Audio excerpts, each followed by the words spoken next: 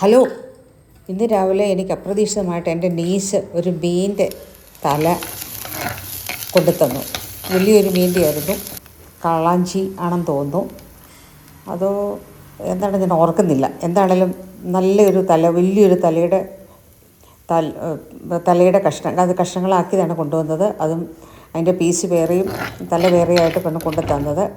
Anyway, എനിക്ക് കിട്ടിയതിൽ സന്തോഷമായി. മീൻ തല കഴിക്കാൻ ഭയങ്കര ടേസ്റ്റാണ്. അതിൻ്റെ മാംസത്തിനേക്കാളും ഏറ്റവും ടേസ്റ്റുള്ളൊരു ഭാഗമാണ് മീൻതല കഴിച്ചിട്ടുള്ളവർക്കറിയാം. എനിവേ, ഞാനത് ക്ലീനാക്കി കറി വെക്കാൻ പോവുകയാണ്. ആദ്യം ചട്ടി അടുപ്പിൽ വെച്ചു, എണ്ണ ചൂടാക്കി ഉലുവ ഇട്ടു. അതിനുശേഷം അതിനകത്തേക്ക് മുളക് പൊടിക്ക് മുമ്പേ ഞാൻ ജിഞ്ചർ ഗാർലിക് പേസ്റ്റ് ഇട്ടു. അതൊന്ന് മൂത്ത് വന്നപ്പോഴത്തേന് അതിനകത്തേക്ക് പുളിവെള്ളം ഒഴിച്ച് കഴിഞ്ഞിട്ട് ഉടനെ ഞാൻ കുറച്ച് മുളക് പൊടി, പിന്നെ സാധാരണ ഞാൻ മല്ലിപ്പൊടി ചേർക്കാറുള്ളതല്ല, പക്ഷേ മീൻ തലയായതുകൊണ്ട് കുറച്ച് കൊഴുപ്പ് വേണ്ടതെന്ന് വിചാരിച്ച് കുറച്ച് മല്ലിപ്പൊടിയും കൂടി ഇട്ടു. കറിവേപ്പില ഇട്ടു, ഉപ്പിട്ടു. പുളിയാണെങ്കിൽ കഷ്ണിച്ച് വെച്ച് സോക്ക് ചെയ്ത് വെച്ചാണ് അതും ഇട്ടു. എല്ലാം കൂടെ വെച്ച് തിളപ്പിച്ചെടുത്തതാണിത്. ഇന്നത്തെ ഊണ് കണ്ടോ എൻ്റെ?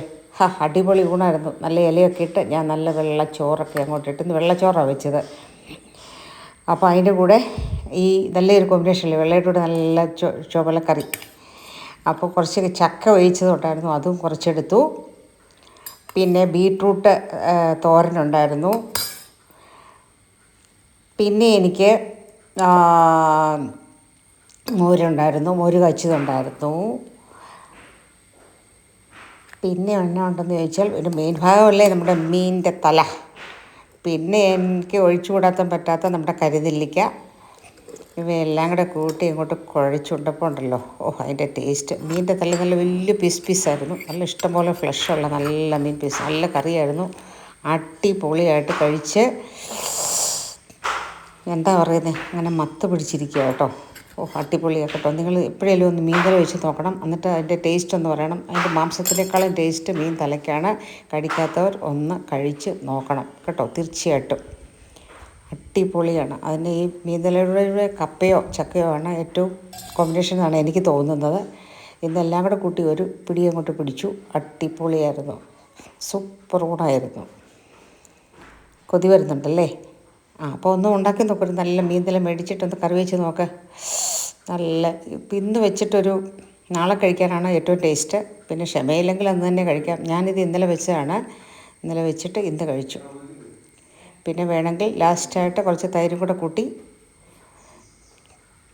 അവസാനിപ്പിക്കാം, നമ്മുടെ ഊണ് അവസാനിപ്പിക്കാം. എനിവേ, നിങ്ങൾക്ക് ഈ ഒരു വിഭവസമൃദ്ധമായ എന്നെ സംബന്ധിച്ചിടത്തോളം ഒരു വിഭവസമൃദ്ധമായിരുന്നു കേട്ടോ.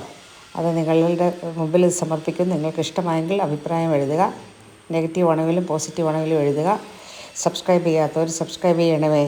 അല്ലാത്തവർ ലൈക്കും ഷെയറും ഒക്കെ ചെയ്ത് എന്നെ ഒന്ന് പ്രോത്സാഹിപ്പിക്കണം കേട്ടോ. Okay, thank you very much. Have A nice day.